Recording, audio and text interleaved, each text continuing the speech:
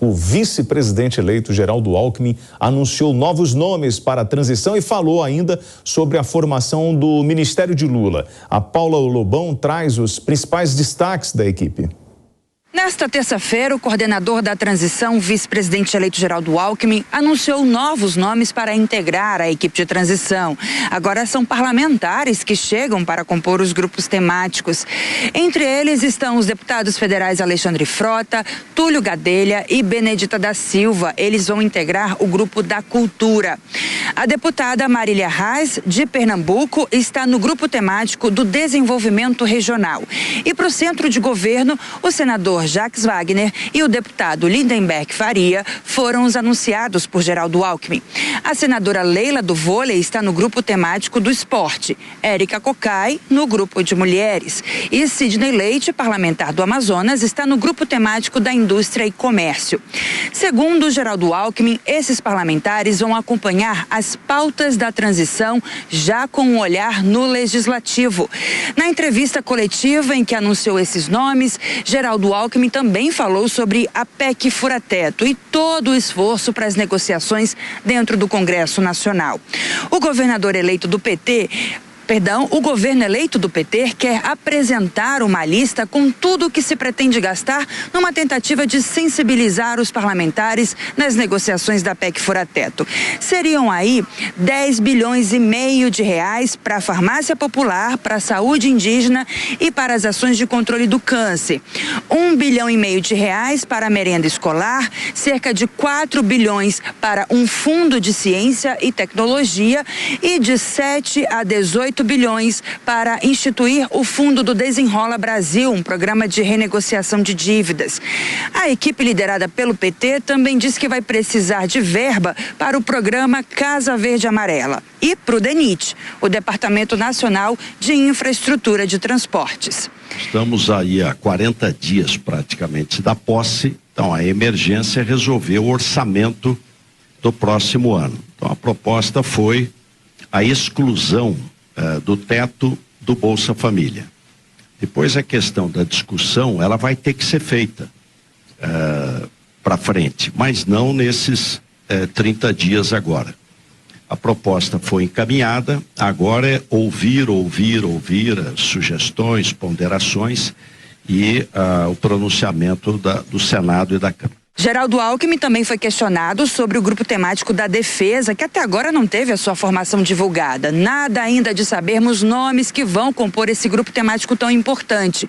Mas parece que nos próximos dias esses nomes serão anunciados. Já temos um esboço com os nomes e aí vamos anunciar o grupo da defesa. Talvez amanhã ou no máximo quinta-feira. Então, estamos amadurecendo propostas, cumprir o programa de governo que foi estabelecido e ter bons nomes, né, para a sua formação. Civis e das 3 forças. Além desse grupo da defesa, também uma grande expectativa sobre quem serão os ministros do próximo governo, principalmente o ministro da Economia. O presidente Lula tem 40 dias para ir anunciando, e o fato de fazer parte do grupo técnico não quer dizer que vá ser ministro, são coisas distintas. Esse é um trabalho de levantamento de dados, de propostas, de chamar atenção para temas mais relevantes, do ponto de vista jurídico, orçamentário, né? São coisas separadas, mas mais alguns dias aí começam os novos ministros. O presidente eleito Lula diz não estar com pressa para fazer esse anúncio, vai começar a pensar a respeito dos nomes só nesta quarta-feira, que é quando chega aqui na capital federal. De Brasília, Paula Lobão. Emanuel, a sua análise sobre esses nomes foram Janones, né, comunicação, Frota, aquele que fazia aquelas operações, né, identificando os lugares, bares e restaurantes com operação policial. Você lembra disso? Lembro. Prendendo pessoas e tal. Hoje vai para a cultura. A sua análise desses personagens que surgem agora na equipe do Lula? É errando que se aprende a errar. Essa é a análise mais resumida que eu posso te dar, William. Sabe o que acontece? Muita gente tinha esperança que o Lula 3 fosse parecido com o Lula 1. Mas cada vez mais a gente vê que está indo para ser Dilma 3. E Dilma 1 e Dilma 2 não foram bons. Então a gente fica receoso de que o Dilma III possa ser ainda pior. O que acontece?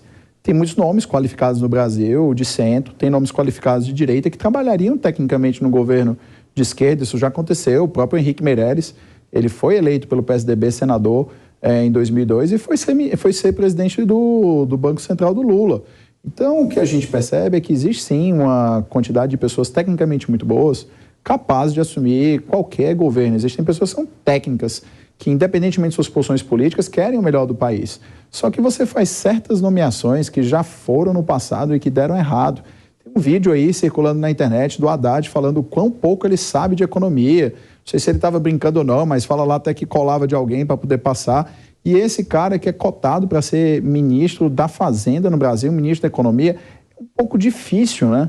Então, mas o governo, por exemplo, do Alckmin, né, do PSDB, sempre foi aquela coisa técnica, escolher uma pessoa para a pasta dentro do perfil daquilo ali. Quando você vê, por exemplo, esse tipo de coisa, na verdade você está conseguindo emprego para as pessoas, é isso que a gente está vendo agora? É um tipo de nomeação para dar um cargo comissionado, ou CEO, ou coloca ele ali porque não tem onde colocar? William, eu vou te falar uma coisa, isso de falar que o PSDB sempre teve nomeações técnicas é totalmente indevido. Na década de 90, foi ministro da Justiça do Fernando Henrique Cardoso o Renan Calheiros.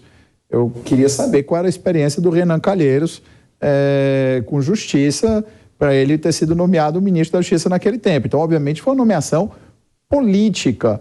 O que acontece aqui, William, na verdade, é que passa despercebido da maioria das pessoas que o decisivo, onde a ponta vai, é o segundo escalão.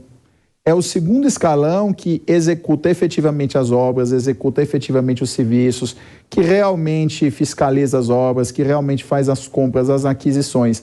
Então, minha maior preocupação é que, novamente, nós tenhamos nomeação de pessoas incompetentes no segundo escalão. Esse é o grande problema.